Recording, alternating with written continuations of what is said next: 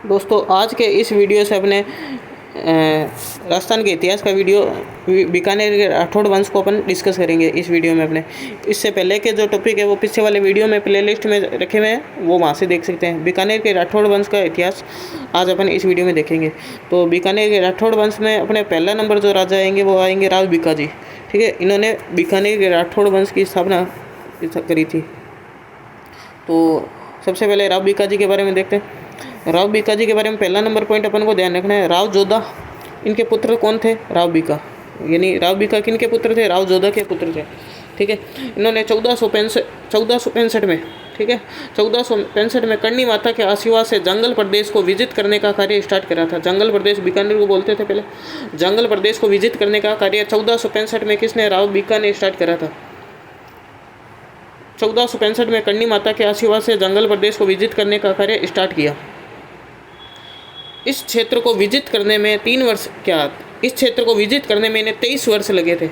इस क्षेत्र को विजिट करने में इन्हें 23 वर्ष लगे थे। देखो 1465 में इन्हें स्टार्ट करा था और 23 साल इनको लगे थे विजिट करने में, यानी 1488 के अंदर इन्होंने पूरा विजिट कर लिया था।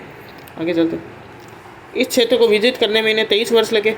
ठीक है, प्रारंभ में ये कोडमदेश्वर को राजधानी बनाना चाहते थे। प्रारंभ में किसको राजधानी बनाना चाहते थे? कोडमदेश्वर को राजधानी बनाना चाहते थे, परंतु भाटियों के विरोध के कारण अक्खा तीज के दिन बीकानेर शहर की स्थापना की। यानी भाटियों के विरोध के कारण वो राजधानी नहीं बनाई। अक्खा तीज के दिन बीकानेर शहर की स्थापना की थी। अक्खा तीज के दिन बीकानेर शहर की स्थापना की थी। बीकाजी का जो निवास स्थान है उसको बोलते हैं बीकाजी की टेकरी। बीकाजी का निवास स्थान है उसको बोलते हैं बीकाजी की टेकरी। जो जूनागढ़ दुर्ग है, जूनागढ़ दुर्ग से पहले क्या था? बीकाजी की टेकरी था। और इस बीकाजी की टेकरी पर ही क्या बना हुआ है? जूनागढ़ दुर्ग बना हुआ है। यानी जूनागढ़ दुर्ग आरंभ में क्या था? बीकाजी की टेकरी था। बीकाजी का निवास स्थान है बीकाजी की टेकरी। ये राव बीका के बारे में अपन को ध्यान रखना है, बीकानेर के राठौड़ वंश के संस्थापक। अगले राजा चलते हैं अपने राव लूणकर। दूसरे नंबर राजा राव लूणकर। अब बीकानेर के जो शासक हैं उनके बारे में सबसे ज़्यादा महत्वपूर्ण है उनकी उपाधियाँ। तो इस राव लूणकर को बोलते हैं अपने कलयुग का कर्ण। ठीक है, ये इनकी उपाधि है, कलयुग का कर्ण। अब ये कलयुग का कर्ण, इनकी उपाधि कहाँ है? राव जयसिरो छंद में इन्हें कलयुग का कर्ण कहा गया है। ठीक है, आगे वाले जो इसके आगे जो राजा आएंगे उनमें राव जयसिरो छंद ये किसने लिखा है वो सब तुम्हें चीज़ पता चल जाएगी। देखो ये लूणकर थे। इन लूणकर के बारे में अपन को क्या ध्यान रखना है? इनको बारे में इतना ही ध्यान रखना है, इनकी उपाधि है कलयुग का कर्ण। लूणकर को बोलते हैं कलयुग का कर्ण। किस में बोला गया है? राव जयसिरो छंद में इन्हें कलयुग का कर्ण कहा गया है। इस राव जयसिरो छंद इसके लेखक कौन है? इसके लेखक है बिट्ठू सुजा। कौन है? बिट्ठू सुजा। आगे चलते हैं अपने अगले राजा पे। तीसरे नंबर राजा अपने राव जयसी। कौन है? राव जयसी। अब अभी देखो, अभी ऊपर बढ़ा था वो अब चीज़ आई है। राव जयसी, इनके दरबारी विद्वान थे बिट्ठू सुजा। और इन बिट्ठू सुजा ने क्या लिखा था? राव जयसिरो छंद। और उस राव जयसिरो छंद में उस लूणकर को क्या बोला? उन लूणकर को क्या बोला हुआ है? कलयुग का कर्ण बोला हुआ है। ठीक है, ये ध्यान रखना अपने को। किसके दरबारी विद्वान थे बिट्ठू सुजा? राव जयसी के दरबारी विद्वान थे। आगे राव जयसी के बारे में अगला चीज़ ध्यान रखना, 1534 में हुमायूं के भाई कामरान ने बीकानेर पर आक्रमण किया। हुमायूं का भाई कौन है? कामरान। हुमायूं का भाई है कामरान। कामरान ने बीकानेर पर आक्रमण किया, परंतु रात्ती घाटी के इस युद्ध में कामरान क्या हुआ?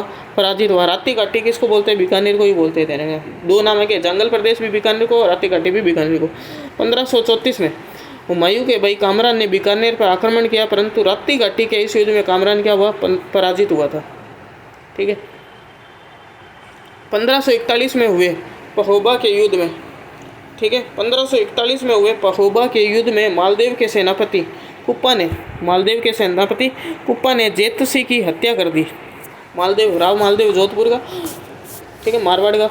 इसकी हत्या किसने कर दी? पहोबा के युद्ध में मालदेव के सेनापति कुप्पा ने क्या कर दिया? जेतसी की हत्या कर दी। अब देखो जेतसी से संबंधित 2 युद्ध आगे हैं। देखो, एक तो 1534 में हुमायूं के भाई कामरान ने बीकानेर पर आक्रमण किया, परंतु रात्ती घाटी के इस युद्ध में क्या हुआ? कामरान पराजित हुआ। रात्ती घाटी का युद्ध के समय बीकानेर का राजा कौन था? राव जेतसी था। ठीक है, और 1541 में पहोबा का युद्ध हुआ था। 1541 में पहोबा का युद्ध किसके बीच में? मालदेव के सेनापति मालदेव था और इसके सेनापति कुप्पा था। और इनका किसके युद्ध हुआ? राव जयसी से युद्ध हुआ। इस युद्ध में जयसी की क्या होगी? हत्या होगी। ठीक है, अब जयसी की हत्या होने के बाद इस राव जयसी के जो पुत्र थे वो मदद के लिए गए थे दिल्ली के शासक शेरशाह सूरी के पास। रावजयसी के पुत्र थे कल्याणमन और भीम। ठीक है, तो अगला राजा बनेगा। पहले देखो, अब जयसी की हत्या होने के बाद में इस बीकानेर पर अधिकार किसका हो जाएगा? इनका हो जाएगा, मालदेव के सेनापति जेताकुपा या मालदेव का। तो बाद में ये जयसी के जो पुत्र होते हैं ये हुमायूं के पास आते हैं मदद के लिए। क्या हुमायूं के पास? क्या शेरशाह सूरी के पास आते हैं। दिल्ली के शासक उसमें शेरशाह सूरी था, उसके पास मदद के लिए जाते हैं। तो शेरशाह सूरी की मदद से ये फिर आगे कल्याणमन राजा बनता है, रावजयसी का पुत्र कल्याणमन। शेरशाह सूरी की अधीनता स्वीकार की। शेरशाह सूरी की क्या कर ली? इसने अधीनता स्वीकार की तथा उसकी मदद से बीकानेर पर अधिकार प्राप्त किया। शेरशाह सूरी की इसने क्या कर ली? अधीनता स्वीकार ली तथा उसकी मदद से बीकानेर पर अधिकार प्राप्त किया।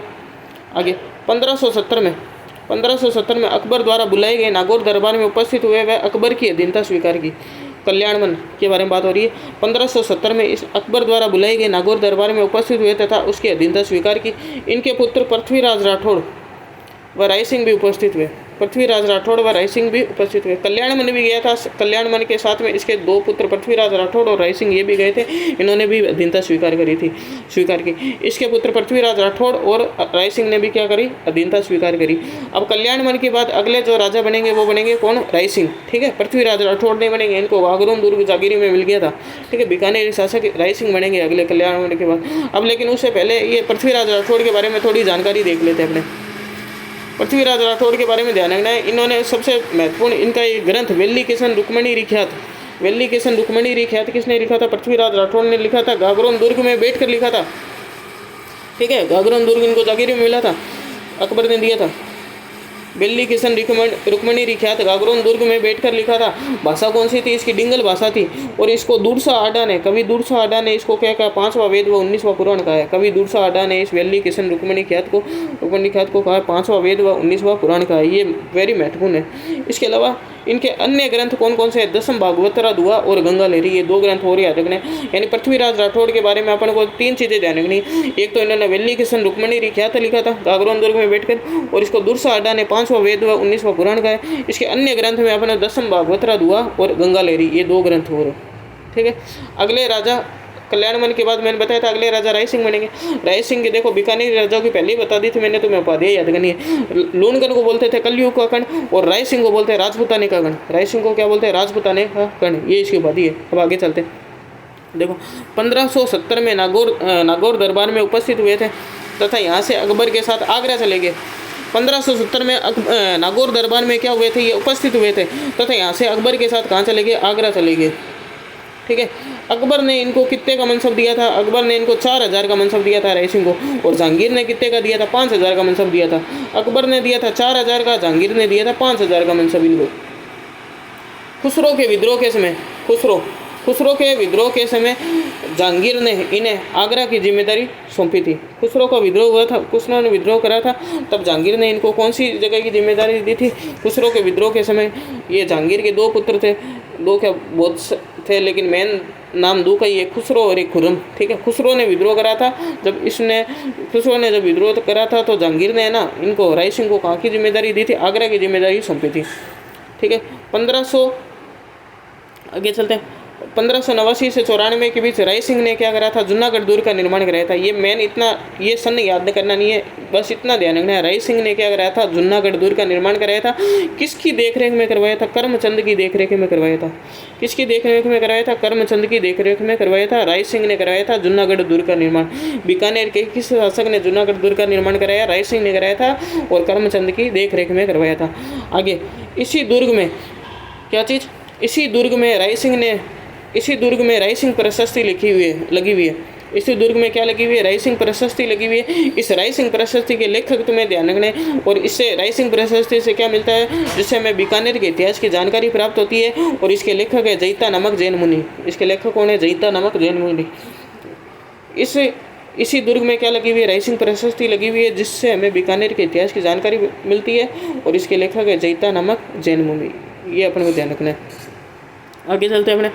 अकबर ने राय सिंह को जोधपुर का सूबेदार बनाया। अकबर ने राय सिंह को कहाँ जोधपुर का सूबेदार बनाया था। जब जोधपुर पर क्या कर लिया था? अकबर ने अधिकार कर लिया था, तब इसका सूबेदार बनाया था राय सिंह को। आगे राय सिंह के समय बीकानेर क्षेत्र में भयंकर अकाल पड़ा था। राय सिंह के समय बीकानेर क्षेत्र में भयंकर अकाल पड़ा था, परंतु इन्होंने क्या करा था। राय सिंह के समय बीकानेर क्षेत्र में भयंकर अकाल पड़ा था, परंतु इन्होंने उचित प्रबंध किए। अतः मुंशी देवी प्रसाद ने इन्हें राजपुताने का गण कहा। ठीक है, किसने कहा राजपुताने का गण? मुंशी देवी प्रसाद ने कहा। किसकी उपाधि है? राय सिंह की उपाधि है। राय सिंह को कहते हैं रह से राय सिंह, रह से राजपुताना, राजपुताने का गण है। राय सिंह को कहते हैं राजपुताने का गण, और कहा किसने? मुंशी देवी प्रसाद ने। दोनों चीज़ें जाननी है। राय सिंह को राजपुताने का गण कहते हैं, और कहा किसने? मुंशी देवी प्रसाद ने इसको राजपुते का गण कहा है। और इससे पहले लूनकन पढ़े थे। लूनकन के बारे में अपन को पता था। लूनकन के बारे में क्या पता था अपन को? लूनकन को कलयुग का गण कहते हैं। और किस में कहा गया? राव जयसिंह छंद में कहा गया। इसके लेखक कौन थे? बिट्टू सुजा थे। और इसी तरह अब राजपुताने का गण किसको कहते हैं? राय सिंह को कहते हैं। और किसने कहा? मुंशी देवी प्रसाद ने कहा। ये अपन को ध्यान रखना है। अब आगे चलते हैं। राय सिंह के दरबारी विद्वान। राय सिंह के दरबारी विद्वान थे जय सोम। राय सिंह के दरबारी विद्वान जय सोम थे। इन्होंने ग्रंथ कौन सा लिखा था? कर्मचंद वंशोत्कीर्ण काव्यम। कौन सा ग्रंथ लिखा था? कर्मचंद वंशोत्कीर्ण काव्यम ग्रंथ लिखा था। और राय सिंह ने राय सिंह महोत्सव नामक ग्रंथ लिखा था। राय सिंह के दरबारी विद्वान थे जय सोम। इन्होंने लिखा था कर्मचंद वंशोत्कीर्ण काव्यम। और राय सिंह ने कौन सा लिखा था? राय सिंह ने राय सिंह महोत्सव नामक ग्रंथ लिखा था। राय सिंह के दरबारी विद्वान जय सोम थे। इन्होंने करमचंद वंशोत्कीर्ण काव्यम और राय सिंह ने राय सिंह महोत्सव ग्रंथ लिखा था। आगे 1583 में दत्ताड़ी का युद्ध हुआ था। सिरोही के सुल्तान देवड़ा को इन्होंने पराजित किया था। 1583 में दत्ताड़ी का युद्ध हुआ था। इस दत्ताड़ी के युद्ध में इन्होंने सिरोही के सुल्तान देवड़ा को पराजित किया था। ठीक है, इस युद्ध में जगमाल की क्या हो गई थी? मृत्यु हुई थी। महाराणा प्रताप का वही जगमाल की मृत्यु इसी युद्ध में 1583 में दत्ताड़ी के युद्ध में हुई थी। और इन्होंने सिरोही के सुल्तान देवड़ा को पराजित किया था। आगे चलते कर्ण सिंह। अगले जो राजा आएंगे वो है कर्ण सिंह। कर्ण सिंह वेरी वेरी मोस्ट। इनकी उपाधि जय जागलंदर बादशाह। कर्ण सिंह को क्या बोलते हैं? जय जागलंदर बादशाह। और 1644 में क्या हुई थी? मत्ती रे की लड़ाई हुई थी। किसके बीच में हुई थी? कर्ण सिंह के बीच में और अमर सिंह राठौड़ के बीच में हुई थी। इसको नागौर का परगना मिला था, मारवाड़ का। ठीक है, और इसके बारे में ध्यान रखना है। कर्ण सिंह के बारे में एक तो इनकी उपाधि है जय जागलंदर बादशाह। और 1644 में मत्ती रे की लड़ाई हुई थी। किसके बीच में? कर्ण सिंह और अमर सिंह राठौड़ के बीच में। ये अपन को कर्ण सिंह के बारे में ध्यान रखना है। अब आगे चलते हैं कर्ण सिंह के बारे में और क्या ध्यान रखना है। इन्होंने साहित्यकारों के साथ मिलकर साहित्य कल्प दुरुम नामक ग्रंथ की रचना करी थी। साहित्यकारों के साथ मिलकर इन्होंने क्या करा? साहित्य कल्प दुरुम नामक ग्रंथ की रचना की थी। इन्होंने साहित्यकारों के साथ मिलकर साहित्य कल्प दुरुम नामक ग्रंथ की रचना की थी। आगे इनके दरबारी विद्वान, कर्ण सिंह के दरबारी विद्वान थे गंगाधर मैथिल। कौन थे? ऐसे याद करो। इसको याद करने का तरीका देखो। कर्ण क्या करता था? कर्ण महाभारत का कर्ण, सुबह ऐसे समझ लो महाभारत का कर्ण था। वो सुबह जल्दी उठता था और गंगा में डुबकी लगाता था। ठीक है, गंगा में स्नान करता था। तो कर्ण सिंह का दरबारी विद्वान कौन है? कर्ण सिंह का दरबारी विद्वान है गंगाधर मैथिल। और इनके ग्रंथ है कर्णभूषण और काव्य डाकिनी। कर्णभूषण और काव्य डाकिनी, ये अपन को ध्यान रखना है कर्ण सिंह के बारे में। आगे चलते हैं अनूप सिंह। अगले बीकानेर के जो राजा है वो है अनूप सिंह। अनूप सिंह के बारे में ध्यान रखना। औरंगजेब ने इनकी भी उपाधि है ध्यान रखना। कर्ण सिंह की उपाधि थी क्या थी? जय जागलंदर बादशाह। और अनूप सिंह की उपाधि है माही बराती। औरंगजेब ने इन्हें माही बरातियों की उपाधि प्रदान की थी। किसने प्रदान की थी? औरंगजेब ने इनको माही बरातियों की उपाधि प्रदान की थी। आगे इनके बारे में आगे ध्यान रखना अपन को। इन्होंने अनूप पुस्तकालय का निर्माण करवाया। इन्होंने क्या करवाया? अनूप पुस्तकालय का निर्माण करवाया। अनेक संस्कृत भाषा के ग्रंथों का राजस्थानी भाषा में अनुवाद करवाया। इन्होंने अनूप पुस्तकालय का क्या करवाया था? निर्माण करवाया था। अनूप सिंह ने अनूप पुस्तकालय का निर्माण करवाया था। अनेक संस्कृत भाषा के ग्रंथों का राजस्थानी भाषा में अनुवाद कराया था। अनेक संस्कृत भाषा के ग्रंथों का राजस्थानी भाषा में अनुवाद करवाया था। जैसे संस्कृत भाषा के ग्रंथ कौन से? सुख कारिका और बेताल बच्चे से। इनका क्या कराया था? इन्होंने अनूप सिंह ने राजस्थानी भाषा में अनुवाद कराया था। अनेक संस्कृत भाषा के ग्रंथों का राजस्थानी भाषा में अनुवाद कराया था। सुख कारिका बेताल बच्चे से, ये ध्यान रखना अपन को। आगे अनूप सिंह द्वारा रचित ग्रंथ कौन कौन से है वो देखना है अपन को। अनूप सिंह द्वारा रचित ग्रंथ है अनूप विवेक, काम प्रबोध, श्राद्ध प्रयोग, चिंतामणि, अनुपद्य। ये 4 ग्रंथ अनूप सिंह द्वारा रचित ग्रंथ है। ठीक है, कौन कौन से ग्रंथ है? अनूप विवेक, ठीक है, काम प्रबोध, श्राद्ध प्रयोग, चिंतामणि, अनुपद्य, ये सब अनूप सिंह के द्वारा रचित ग्रंथ है। अब अनूप सिंह का दरबारी विद्वान कौन है? अनूप सिंह ऐसे याद करो। देखो अनूप सिंह के नाम में अनु आ रहा है। अनु क्या खाती है? भाव खाती है। तो नाम अनूप सिंह का दरबारी विद्वान है भाव भट्ट। कौन है? भाव भट्ट। अनूप संगीत विलास, अनूप संगीत अकुश, अनूप संगीत रत्नाकर, ये तीनों ग्रंथ किसके हैं? ये तीनों ग्रंथ है भाव भट्ट के। अनूप संगीत विलास, अनूप संगीत अकुश, अनूप संगीत रत्नाकर। आगे ये हो गया इसके बाद अगले जो शासक आएंगे वो है सूरत सिंह। सूरत सिंह के बारे में ध्यान रखना। 1805 में चूरू पर आक्रमण किया। इन्होंने क्या करा? 1805 में क्या करा? चूरू पर आक्रमण किया। अर्थात ठाकुर शिवजी या शिवजी, चूरू के ठाकुर कौन थे? शिवजी शिवजी। इन्होंने अपनी रक्षा हेतु चांदी के गोले दागे थे। इन्होंने अपनी रक्षा हेतु चांदी के गोले दागे थे। चूरू रियासती, ठीक है। ठाकुर कौन? सूरत सिंह ने क्या करा था? 1805 में चूरू पर आक्रमण करा। ठाकुर शिवजी या शिवजी ने अपनी रक्षा हेतु चांदी के गोले दागे थे। आगे चलते। इन्होंने भटनेर दुर्ग पर, सूरत सिंह के बारे में बात है, इन्होंने भटनेर दुर्ग पर मंगलवार के दिन अधिकार कर इसका नाम क्या रखा दिया? हनुमानगढ़ रखा। 1818 में ब्रिटिश ईस्ट इंडिया कंपनी के साथ इन्होंने क्या कर ली? सहायक संधि करी थी। यानी बीकानेर को कौन सा शासक जिसने ईस्ट इंडिया कंपनी के साथ संधि करी थी? ये थे सूरत सिंह। ये अपन को ध्यान रखना। आगे रतन सिंह। रतन सिंह के बारे में क्या ध्यान रखना है अपन को? रतन सिंह के बारे में ये ध्यान रखना है, इनके दरबारी विद्वान कौन थे? रतन सिंह के बारे में ध्यान रखना है, इनके दरबारी विद्वान थे दयालदास सिंडायच। रतन सिंह के दरबारी विद्वान थे। इन्होंने दयालदास सिंडायच ने क्या लिखा? बीकानेर राठौड़ारी ख्यात ये ग्रंथ लिखा है। दयालदास सिंडायच ने क्या लिखा है? बीकानेर राठौड़ारी ख्यात ग्रंथ लिखा है। अगले शासक आएंगे अपने सरदार सिंह। सरदार सिंह के बारे में ध्यान रखना। 1857 की क्रांति के समय शासक थे। अंग्रेजों की सहायता हेतु इन्होंने अपनी सेना राजस्थान के बाहर भेजी थी। अंग्रेजों की सहायता हेतु अपनी सेना राजस्थान के बाहर भेजी थी और अंग्रेजों ने इन्हें गिफ्ट दिए थे फिर टिब्बी परगने के 41 गाँव। ये ध्यान रखना है अपन को। किसके बारे में ध्यान रखना है? ये अपने सरदार सिंह के बारे में ध्यान रखना है। आगे अगले शासक है अपने गंगा सिंह जी, ठीक है। प्रथम विश्व युद्ध के समय इन्होंने इन्होंने अंग्रेजों का साथ दिया था। इनकी सैन्य टुकड़ी का नाम था गंगा रिलासा, ठीक है। और 1919 में वर्साई की संधि हुई थी, उसमें भाग लेने वाले राजस्थान के एकमात्र शासक थे। 1919 में भी वर्साई की संधि में भाग लेने वाले राजस्थान के एकमात्र शासक थे। 1930, 31 और 32 में हुए तीनों गोलमेज सम्मेलनों में भाग लिया था। इनको बोलते हैं राजस्थान का भगीरथ। ये सब अपन को ध्यान रखना है किसके बारे में? गंगा सिंह जी के बारे में। तो ये बीकानेर का राठौड़ वंश खत्म हुआ। अब अगले वीडियो में अपने नया राजवंश देखेंगे।